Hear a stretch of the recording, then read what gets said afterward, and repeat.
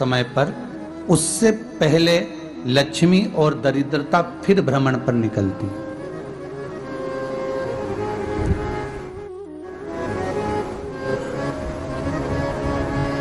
शिव भ्रमण कर कर जब वापिस आ जाते हैं, हिंदू धर्म में पीपल के वृक्ष की जो गणना बराह पुराण में करी गई है, 4 बजे से 7 बजे तक शिव के भ्रमण का समय बताया है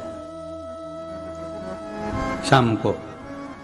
तो 7 बजे से लेकर फिर रात्रि 9 बजे तक लक्ष्मी और दरिद्रता फिर भ्रमण पर जाती। इनका एक समय निश्चित है महाराज, भ्रमण कर कर आ जाना।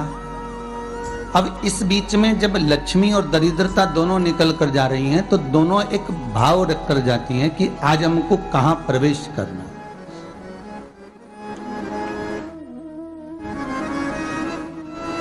आज हमें किस जगह पर प्रवेश करना है, आज हमें कहां पहुंचना है, आज हमें किस जगह जाना है। और जिस नगर में जिस मार्ग से लक्ष्मी और दरिद्रता निकल कर जाती है, ये दोनों का जब निकलना होता है, इनको स्थान दिया गया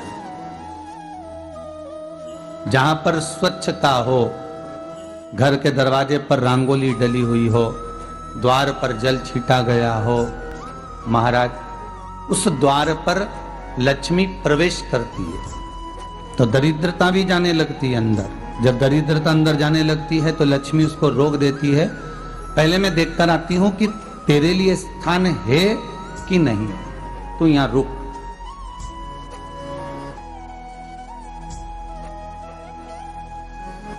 कुछ देर तक दरिद्रता बाहर खड़ी रहती है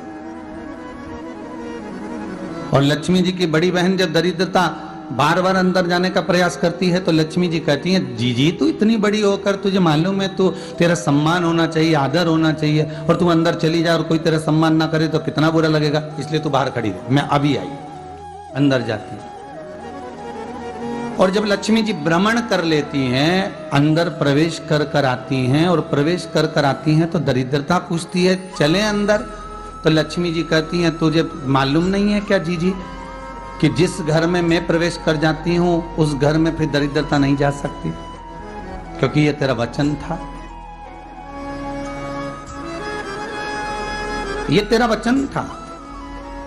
अपन दोनों का जब मंगल विवाह हुआ था, मेरा विवाह जब नारायण के साथ में हुआ और तुम्हारा विवाह जब दुसाह मुनि के साथ हुआ, दरिद्रता का विवाह दुसा मुनि के साथ हुआ। जब अपना दोनों का विवाह हुआ था तो अपन दोनों ने एक वादा करा था कि जिस घर में लक्ष्मी प्रवेश कर जाएगी उस दिन फिर दरिद्रता नहीं जाएगी, और जिस घर में दरिद्रता प्रवेश कर जाएगी उस घर में फिर लक्ष्मी नहीं जाएगी। अब जब मैं अंदर देख कर आ गई हूं तो तू अंदर नहीं जा सकती, अर्थात लक्ष्मी के चरण जिस घर में पड़ गए उस घर में फिर दरिद्रता प्रवेश नहीं कर रही। चलते चलते फिर दरिद्रता ने देखा और लक्ष्मी जी इसको लेकर गई, और लक्ष्मी जी ने देखा कि इसके दरवाजे पर जल नहीं छीटा गया, इसके दरवाजे पर ना रंगोली डली है, इसका द्वार साफ नहीं हुआ है, इसके द्वार पर दीप नहीं है, इसके द्वार पर कलश नहीं है, इसके दरवाजे पर ढेर सारा कचरा पड़ा हुआ है, कोई स्वान कोई कुत्ता गंदगी भी कर कर चला गया है, कहीं बिल्ली ने गंदगी कर रखी है, कहीं जीवों ने कुछ गंदा गिरा रखा है।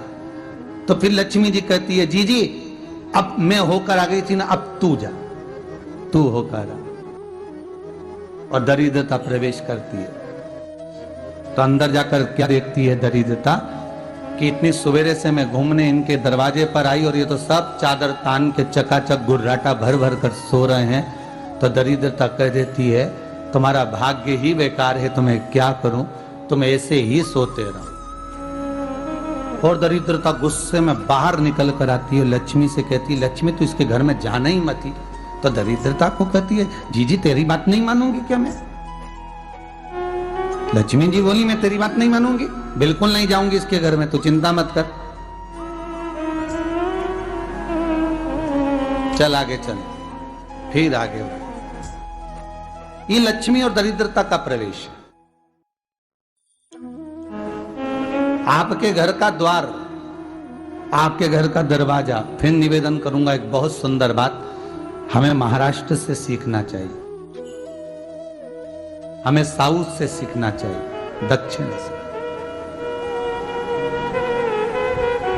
जिस समय पर भक्ति देवी यमुना जी के घाट पर रो रही थी अपने पुत्र ज्ञान और वैराग्य को गोदी में लेकर, समय देव ऋषि नारद ने प्रश्न किया था कि तुम कहां पर पोषित हुई हो,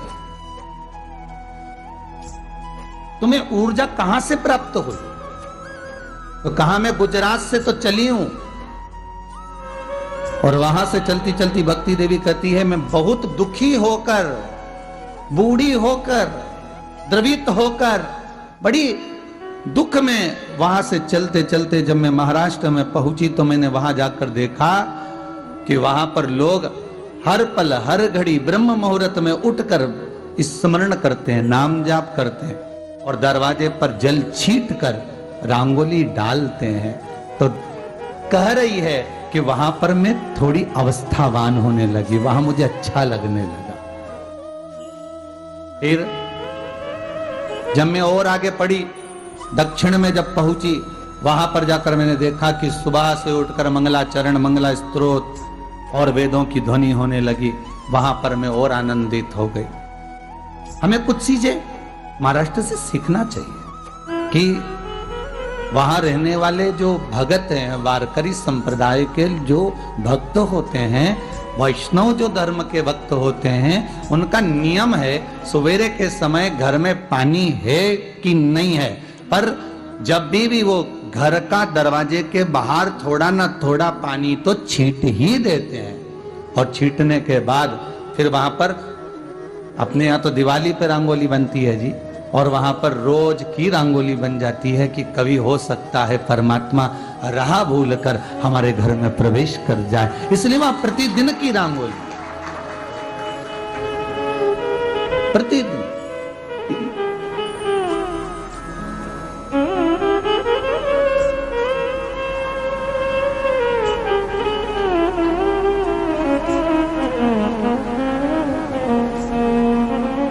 हमें सीखना चाहिए थोड़ा सा। आज के जमाने में तो बहू अपने कमरे की झाड़ू लगा ले, वो ही बहुत बड़ी बात है। हो खड़ी खड़ी बहू ये देखती रहेगी कि नौकरानी सही से झाड़ू लगा रही, वहां से लगा के लाओ, इधर से हेड के ले जाओ, वहां से कचरा सोरो, वहां से पोछा लगाओ। खड़ी रहेगी, उंगली से बताती रहेगी, पर इतना नहीं बनेगा कि सेविका से, नौकरानी से, दासी से कह दे कि तू मम्मी पापा के कमरे की लगा ले, मैं मेरे कमरे की लगा लूंगी, तू जा उधर। थोड़ा दया का भाव अगर होता तो उसके मन में भी आता कि मेरी बड़ी सेठानी तो अपनी जगह पर है, पर छोटी तो सेठानी की भी बड़ी सेठानी है जो मुझ पर करुणा करती रहती है।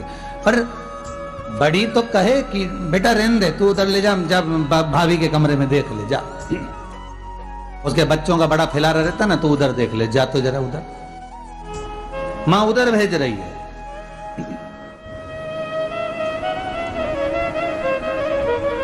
थोड़ा सेवा का भाव हमारे भीतर हो। और एक निवेदन तो हमेशा करा है और अब आज भी करता हूं, पूरे घर की सफाई करवाओ, पूरे घर में तुम पोछा झाड़ू जो चाहे करवाओ, मना नहीं है, पर एक निवेदन है, रसोई घर के अंदर बहू और बेटी ही जाकर भोजन बनाए तो अन्नपूर्णा सदा कृपा करती है महाराज।